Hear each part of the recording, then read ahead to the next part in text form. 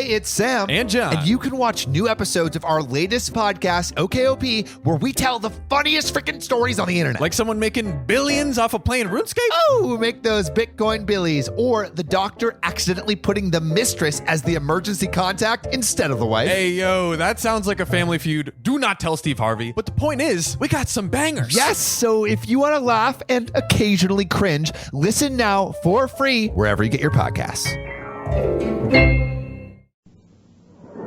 The Pet Milk Program with Fibber, McGee, and Molly.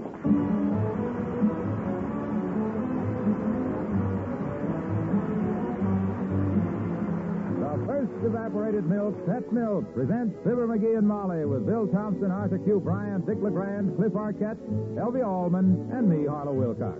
The show is written by Don Quinn and Phil Leslie and directed by Max Hutto with music by the King's Men and Billy Mills Orchestra.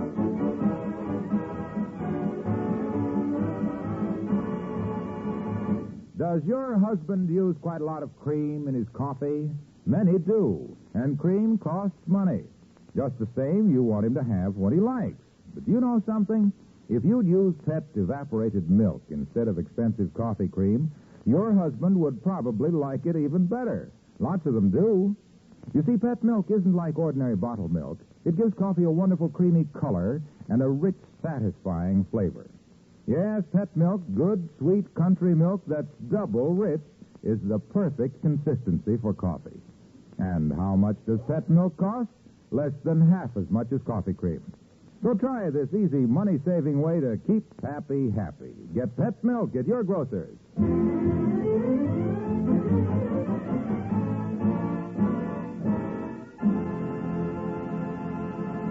When Mrs. McGee of 79 Wistful Vista went shopping this morning, she made a deal with her husband.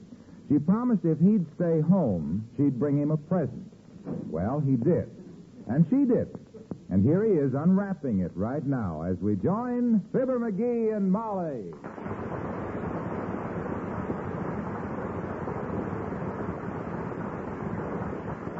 Well, hurry up and open it. Oh, what is it, Molly? What'd you bring me? What is it? Oh, it's just something I thought you'd like. I got it at the Bonton, and... Oh, boy. Just what I wanted, Molly. I've been wanting one of these for years. Really? Gee, an erector set. Well, I thought you'd like it, dearie. Gee, this is wonderful. You can amuse yourself with it any time you have some spare time. Yeah. Like 7 days a week, from breakfast till dark. I'd like to get at it right now, but I'm not going to have any spare time today, kiddo. I'm assuming a new position, kiddo. Well, assume it on the Davenport there. Hmm? Take the erector set with you, too, because I've got house cleaning. No. I mean, I got a job to do, Molly, for a friend of mine that he's sick at the newspaper. Look, you know Aunt Jennie? Do you mean Aunt Sarah? No. The only Aunt Jennie I know of is the one who writes the advice to the Lovelorn column for the Gazette. That's the one, kiddo. That's the one. You're looking at today's Aunt Jennie. Me. What? Oh, no. Yep. And the regular Aunt Jennie is sick in bed. Oh, the poor dear. What's the matter with her? Well, he got his foot caught in the cuspidor at the Elks Club last night. They wouldn't let him on a streetcar, and he had to walk home in the rain, so I'm taking his place because... Who are you talking about? Whose place? Aunt Jennie at the Gazette. The guy named Marty Lockbeeler. Heavenly days. You mean Aunt Jennie is a man? Why, sure. And I'm taking his place today on account of... Look, sweetheart, do Mother a favor. Stay home and play with the erector set. Don't you worry, kiddo. I can handle this. And that reminds me. I shall need a good, competent secretary on my new assignment, of course. I'd be happy to have you accept the job, Miss Driscoll.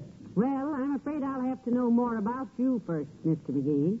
Tell me, sir, are you the sort of executive who expects his secretary to sit on his lap?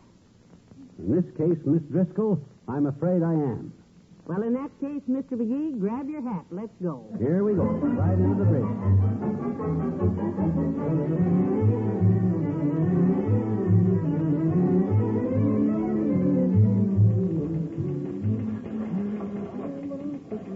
I just love a newspaper office, McGee. Yeah. Pencil shavings all over the floor. The smell of printer's ink and old cigar butts. Yeah. Newspapers are a great institution, Molly. Where would we be without them? Home working on that erector set. Well, let's find out where the Aunt Jennie office is. I want to get to work. Let me ask this guy. Hey, Bud, Can you answer a question? Indeed I can, sir. Any question at all. Good. I listened to all the quiz shows. Oh? I won a razor and 12 blades on strops of music. Yeah. Well, look, Bud, I want to get to work if you can show me my office. I'm your new Aunt Jenny. Oh, well, I'm glad to see you, Auntie. Mother told me I had an aunt, but I didn't expect her to look like you. No, look, I don't mean that I'm... Mother said to me just the other day, Melvin, she said, you have aunts. And Now, just a minute, sir. You're confused. No, I'm Concaman. Melvin J. Concaman. Yeah. Well, you're mixed up, Melvin. I didn't say I was your aunt. Of course not. As a matter of fact, he's my husband. Well, really, what an interesting relationship. If your husband is an aunt, that must make your nephews nieces. And your sister's husband's uncle's mother would be... No, wait a minute. Hold everything. Look, this is a very simple matter. There's a guy who writes a column on this paper, and he calls himself Aunt Jenny. Oh, that Aunt Jenny. Yeah. Well, I'm sorry, but he's sick today. Huh? You'll have to come back tomorrow. Sure, we know he's sick. That's why we're here. Certainly, while he's sick, I'm going to do his column for him. I'm Dublin, see? Oh, 'tis glad I am to know you, Mr. Dublin. This pretty Colleen is Mrs. Dublin?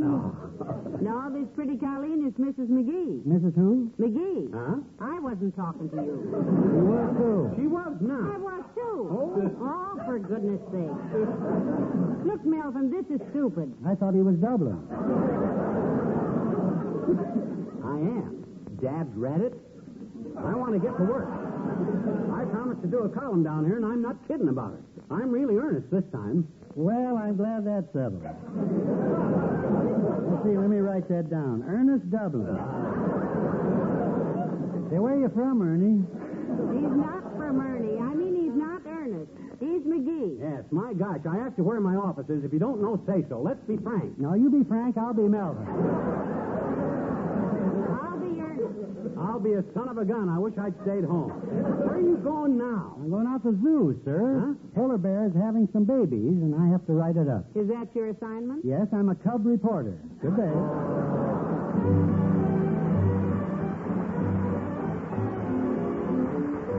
Billy Mills in the orchestra and a bushel and a peck.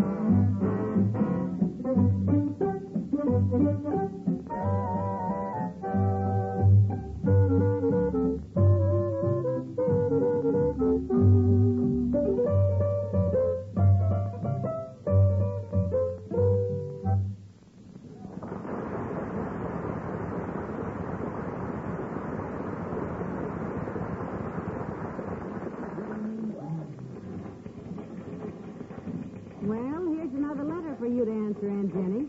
Thank you, Miss Driscoll. Now, let's see. Dear Aunt Jenny, I am a young man, 19 years old. I blush very easily. How can I get a girl when my face is red all the time? Signed, embarrassed. Take a letter, Irene. I'm ready, sir. Dear embarrassed, get yourself an Indian girl. What's one more red face to her? Signed, Aunt Jennie. Oh, that's good, dearie. That's good. Well, I just happen to have a knack for this sort of stuff. Yes, you- I'll get it. Whistle This Gazette. Aunt Jennie speaking. You say you wonder if you ought to marry again? On account of your children. How many you got, sis? 13? Sorry, you have the wrong number. Well, you got another letter for me to answer, kiddo? I'm ready for anything. I'm ready. Hey, Jenny, can I have a pipeful of tobacco? I was just... Oh. Hello, Molly. Hello, Eggface. What are you doing in here? Where's Marty Lockbeeler? Well, he was sick today, Dr. Gamble. McGee's substituting for him. Yep. I'm Aunt Jennie. I'm his secretary, Uncle Charlie. What are you doing here yourself, Skin Pincher? We have all the newsboys we need, but if the splint business is too bad, I can slip you a couple of bucks till you can hawk your stethoscope. Don't worry about me, Cotton Brain. I merely happen to be the health editor of this newspaper. Oh. Very interesting work. For half a day a week, I just sit with my feet on the desk and tell people they'd better call on their physician. Ah, enclosing a business card when you answer, I suppose. Oh, no, that wouldn't be ethical. Oh, no. The doctors' union don't allow him to drum up business, Molly. No. He can only hint at it, like having himself paged in movie theaters and walking along the street shaking down a thermometer and spraying himself with ether after shaving so he'll smell professional. All stuff like that there. But no advertising. I can also sit in my office and when people pass by, rap on the window with a pair of forceps. I find that very effective, aside from a few broken windows. No kidding, Prune Puss. Are you really acting for Aunt Jenny? Oh, he really is, Doctor. And personally, I think he has quite a talent for it. You know how he loves to give advice. You see, Doctor, I combine a great warmth of feeling for the younger generation with a mellow philosophy, a deep understanding of today's problems, and a broad tolerance for human eccentricities which go far toward where'd he go. Out. Huh? He looked a little ill. Better go see a doctor. Well, back to work, kiddo. Next letter. All right. It says here, Yes. Dear Jenny, Dear Jennie. I am very discontented. Mm-hmm. I am a boy 22 years old, considered good-looking, but I am not permitted to go out with girls or even leave our own yard. Do you think this is fair?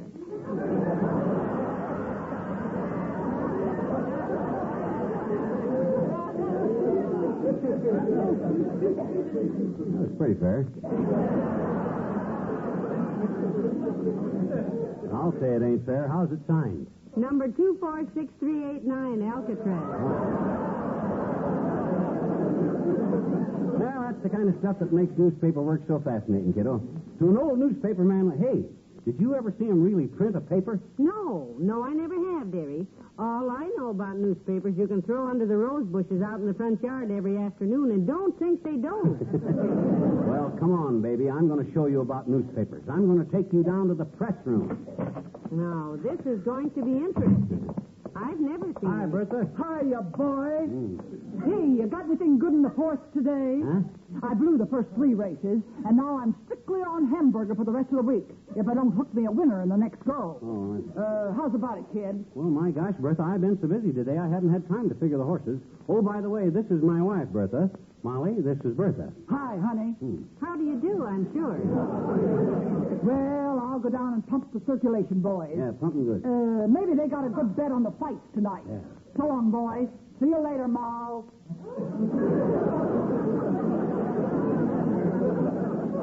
Who was that, for goodness sake? The society editor.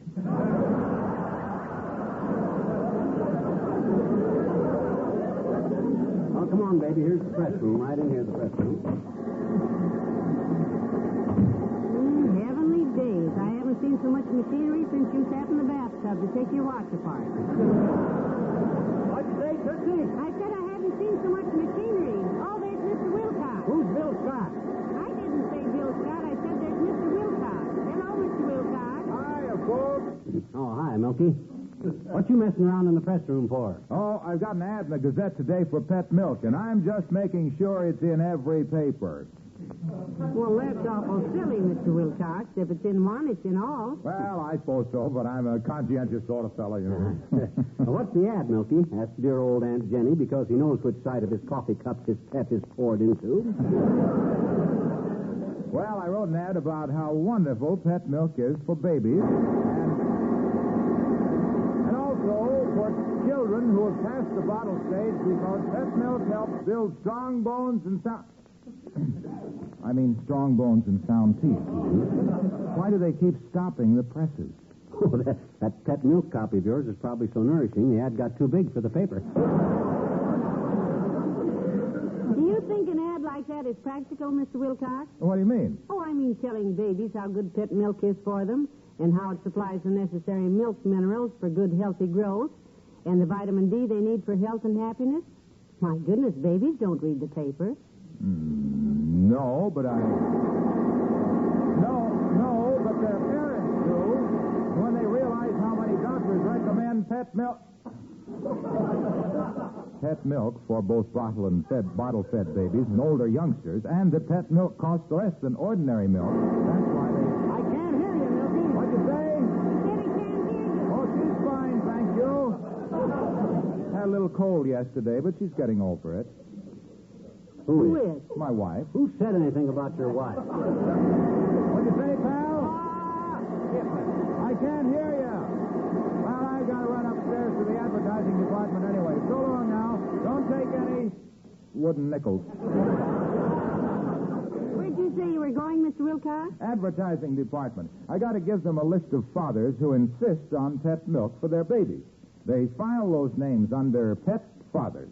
What that got to do with the advertising department? Those are classified dads. Oh. See you later.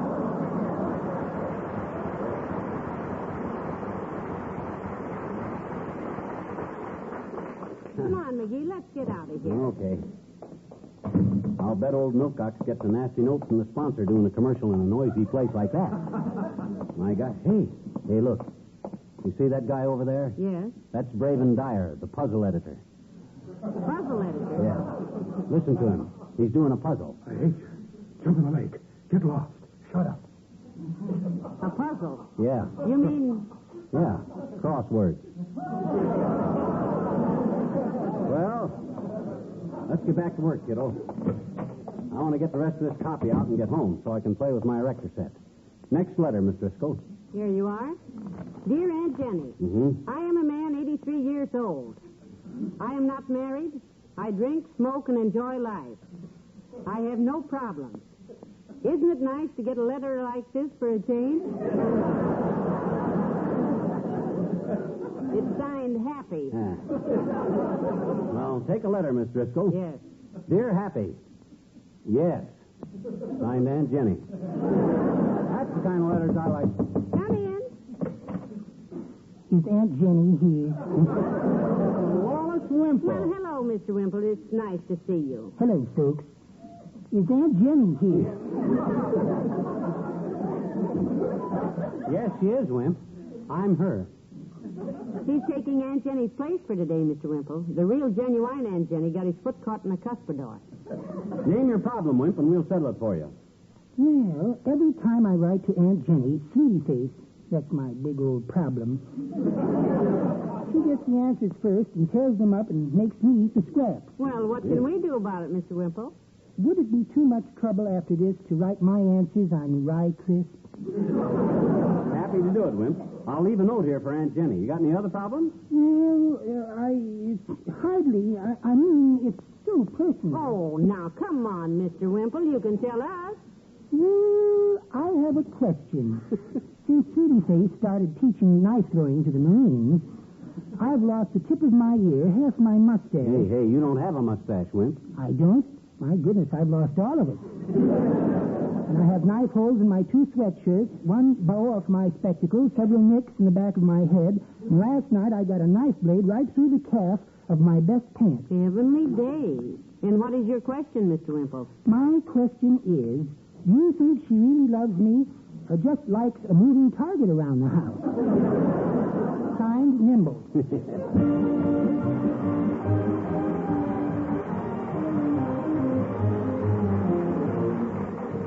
The King's Men and Baby, Won't You Say You Love Me?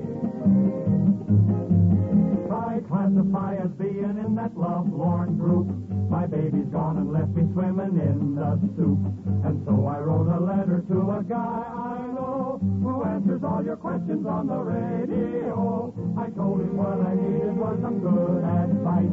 He told me what to do and how to break the ice. So baby, when I get you all alone someday.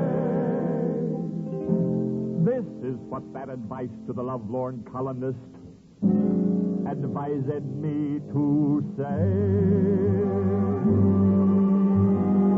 Baby, won't you say you love me?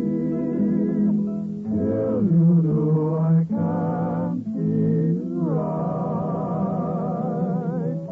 For baby, if you tell me that you love me, I promise not to ask again. That is, until tomorrow Oh, night. baby, I need you beside me.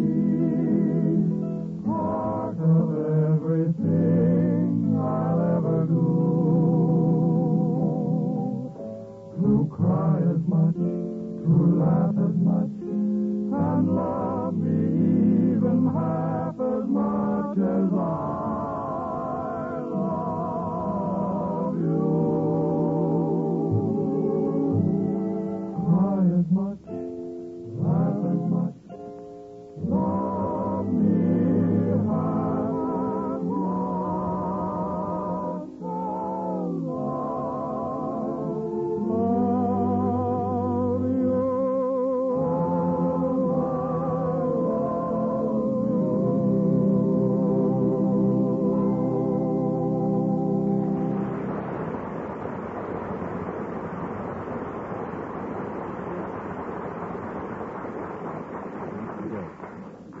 Take another letter, Miss Driscoll. Yes, sir. Or yes, ma'am. Yeah. Yes, Aunt Jenny. Yeah. Whom's it to? Senator Taft. Dear Anxious, in answer to your letter of before the election, I'm sure she still loves you. Signed, Aunt Jenny. Who is she? Ohio. You know, it's a fascinating business, kiddo. You know that? Dealing with human emotions is exciting stuff. I've developed some pretty sensible answers today, too, I think. Oh, today. indeed you have, dearie. That's it. Like the letter from the man who just found out his wife poisoned her first 3 husbands. Mm-hmm. You know, I thought your advice to him was a little gem. I forgot what I told him. What did I say? I have the copy right here. Oh. It says, Dear Slightly Concerned. Eat downtown. Signed, Aunt Jenny. Well, I'll be glad to get this column out now. You know, I want to get home and get to work on that erector set. I'm glad you thought of that erector set because that's one of the... You wish to see someone serve you? Oh, it's Ole from the Elks Club. Hello, Ole. Well, hello, missus. Hello, McGee. What you doing here, Vulcan? Yep, I'm doing a special columnar stint today, Ole. Regular Hearts and Flowers column founder Marty Lockbeeler is home sick with a cold in his head and is put in the cuspidor, and I'm Aunt Jenny today. For Marty Lockbeeler. How was that again? Well, he's guesting, Ole, advising our correspondents on their emotional difficulties, while the regular conductor of the pillar is ill with a nasal inflammation and his pedal extremity confined in a refuse receptacle. So, he's Aunt Jenny. I think I go out and come in again, miss. My gosh, he left. Well, hello, McGee. Hello, missus. It's me, Ole. And don't tell me what you're doing, McGee. Who cares? Well, I care. I'm running the column. Into the ground. Yeah. Advice to the lovelorn. You got a problem, boy? I got a problem, he says. When you work as a janitor, McGee, and you got 4 kids with 16 appetites, you always got a problem. Groceries. Well, I can solve that for you very quickly. Just remember the old saying. If you can't make both ends meet, make one end potatoes.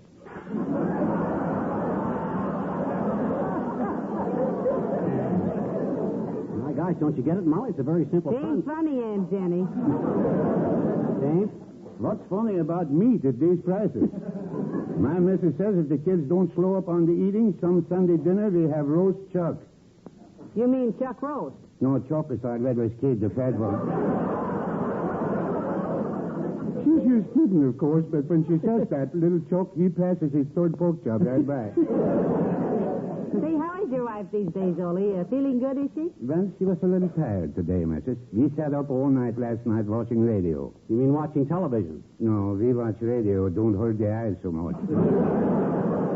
Well, you go to work, McGee. I'll run along. I used to come by to pick up a copy of the paper. Do you like the Gazette, Ole? Oh, sure, missus. Yesterday I took home 6 copies of it. Yeah? How come? They put your name in it? No, they put our garbage in it. It's a fine newspaper, the Gazette. It holds plenty of garbage. Oh, my gosh, I hope you're not figuring on using my column for something like that, because by... Oh, no, McGee. I make promise right now. If you write a column in today's paper, I don't use it to put in garbage. Well, thanks, Ole. I appreciate that. No, that's okay. If the Gazette has your column in it, that's plenty garbage for one newspaper.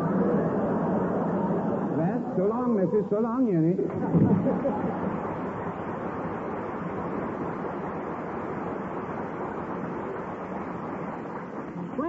Well, this isn't getting the garbage, or the column finished. Well, I think we've done enough stuff for one day, Molly. Those last 2 letters ought to fill it up okay. You know, I'm wore out, kiddo. I don't blame you. After a hard day like this, mending broken hearts, guiding the destinies of thousands of readers, shaping the lives of millions. So, let's go home and play with the erector set. Yeah. Just for fun, I'm going to look over some of Marty's old letters and see how he'd have solved some of these problems. I bet I'd done as good a job as he could have. Well, here's some stuff he answered yesterday. Oh, McGee, don't bother with that. Let's go No, home. this will only take a minute. I'd like to compare them. Now, here's one. Listen. Dear Aunt Jennie, my husband is a wonderful, sweet person, but he's always into trouble.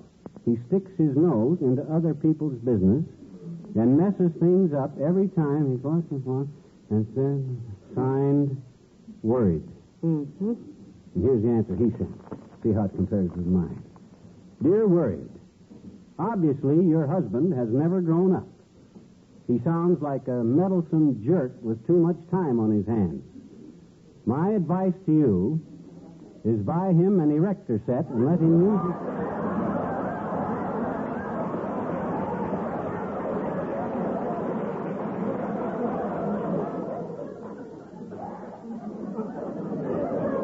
Erector set? Did you... Molly, is this...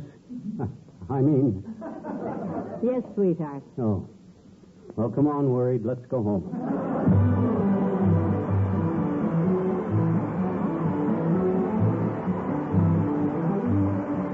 Fibber and Molly return in half a minute. You often hear people say it costs a lot to raise a baby. But remember this, it costs less to raise a baby on Pet evaporated milk. That's true, because Pet milk costs less generally than any other form of milk. Yet, no milk is more beneficial to babies. In Pet milk, you can be sure your baby gets the milk minerals and vitamin D needed for building sound teeth and bones and for making sure, steady growth. And Pet milk, the first evaporated milk, is always safe, always easy for baby to digest, and always the same uniform richness. For years, doctors have recommended Pet milk for babies who need to have milk from a bottle. Ask your doctor about Pet milk for your baby.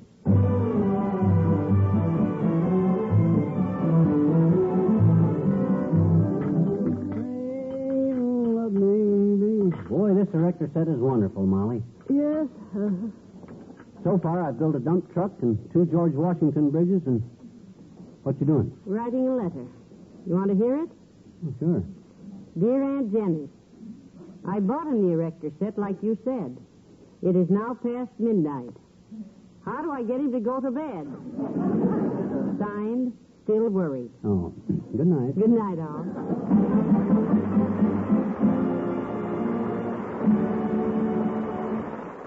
The first evaporated milk, Pet milk, brings you Fibber, McGee, and Molly each week at this time. Be with us again next Tuesday night, won't you?